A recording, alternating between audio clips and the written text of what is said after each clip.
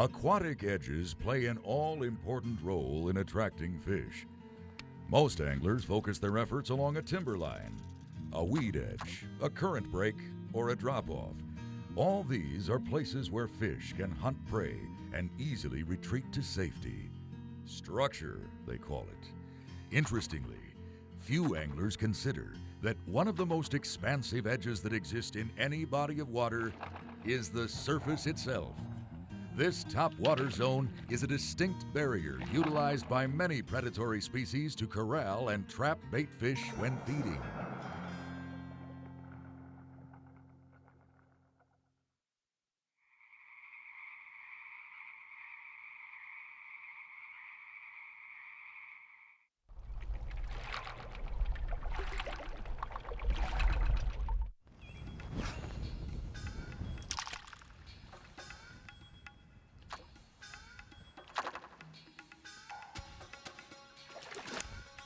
Ooh, there's a whopper. Look at that boy. Oh. Oh. Wow, there's a big one. Ooh, look at that beautiful fish. Look at that. Early in the morning. Okay, there we go. Look at that beautiful bass. Look at the size of the first guy in the morning. What a beautiful bass. Look at that. He just smoked that skitter prop. Ooh, that guy's really got it down there. Get the pliers out. Look at that, it really got him hooked. Oh, look at that. We'll get this boy back in the water. Okay, there we go. The big mouth. They like eating topwater mates, that's for sure. I can tell you one thing, Rapala does a lot of homework on a lure prior to releasing it to the angling public. The Skitter Prop's balsa body has a wounded dive and roll action that can really trigger some explosive strikes. The blade has a twofold effect on the lure. One, it creates a large bubble train as the bait is pulled forward in the water. Two, it also slows the rise of the lure and puts out flash and vibration, which I believe can call fish out of deeper water or even heavy cover situations. The short shank, wide gap hooks ensure solid hookups every time. I tell you one thing, this is a great topwater lure. Really, there's a number of different retrieves that you could do with the Skitter Prop. Right now, I'm making a lot of rips close together, then letting the bait sit. Aggressive rips, letting the bait sit. I'm trying to call these fish out of 10 foot of water. Right now, these fish are positioned maybe 10, 15 foot down, close to a deep weed edge. You actually suspend it out past the deepest edge of the weeds. But what you're trying to do is to literally call that fish up, and depending on their activity level, how long you have to let that bait sit. And you have to experiment throughout the course of a day. Early in the morning, the fish might be really aggressive, and I can almost keep that bait moving in very, very short stops, and the fish will hit the bait.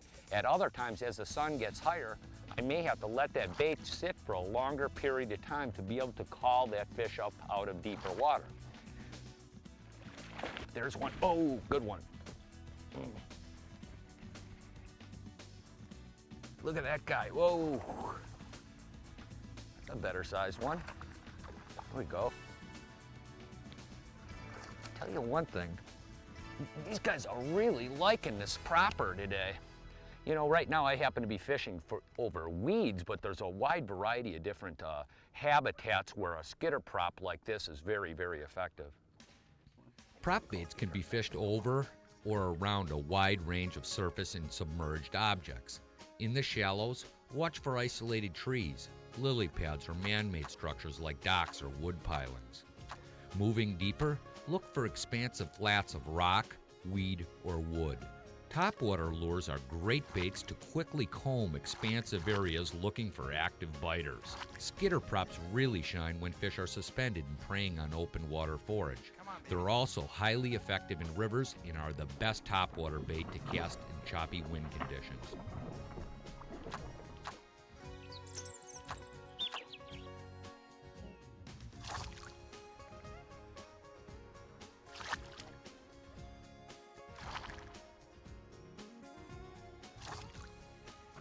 Ooh, there you go. Woo-hoo! Look at that. Ooh, he's a leaper. Whoo.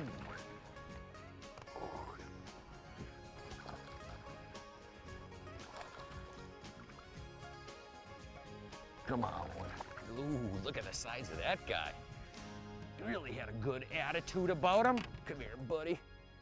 Oop, get the trusty pliers out. One thing that's important when you're topwater fishing for just about any fish species is the rod you fish. We'll get this guy back in the water. Come here. Beautiful greenie. You can see the old lime-colored Skitter Prop is getting a little bit of a workout today. He's got a real nice sandpapered back. One important aspect of topwater fishing is the tackle you use. Realistically, a bait casting rod is the way to go, spooled with a 17 to 20 pound test line. This is happens to be Rapala tough line. I'm fishing with the Signature Series rod, medium action, 6.5 foot in length. It just fishes the bait very efficiently. If you hook a big fish in heavy cover, you have enough torque to really give you a little bit of leverage with that bait casting reel and line, heavier line to be able to pull the fish out of cover. It's just a good combination to fish a topwater lure.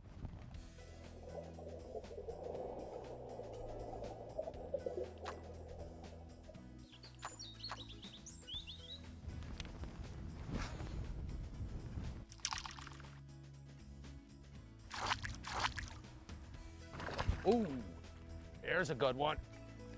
He was sort of a slurper. Boy, these boys are on it, aren't they?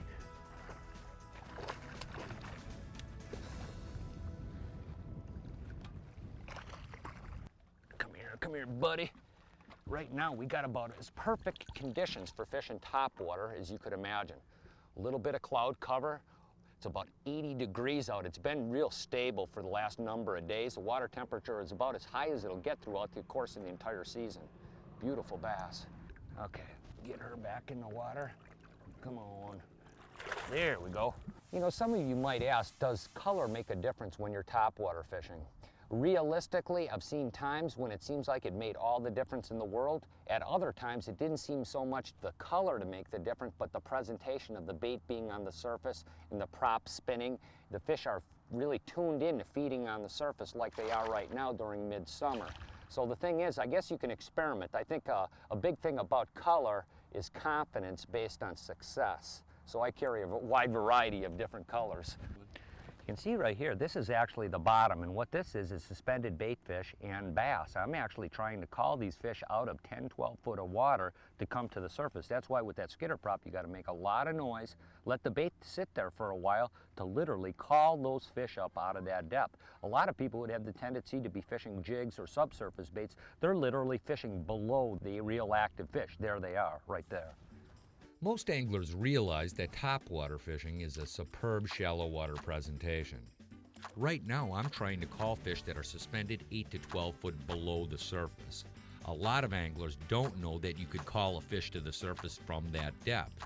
In fact, however, it might be the most effective and efficient way to target these fish. You have to realize that these fish, by looking up at the surface, have a very, very large strike window. Beyond this, once they commit to attack a bait from this depth, the more likely they are to savagely smash it. Throughout the summer months, a lot of times these bluegills and all this bait is suspended way out off these deep weed edges like this. And the people are literally fishing through the fish and not catching them. A lot of times what they prefer is this topwater presentation. I just had one come up on my bait. Oh, look at that one. Did you see him just come up and crunch on it? Look at that. Holy, look at that guy.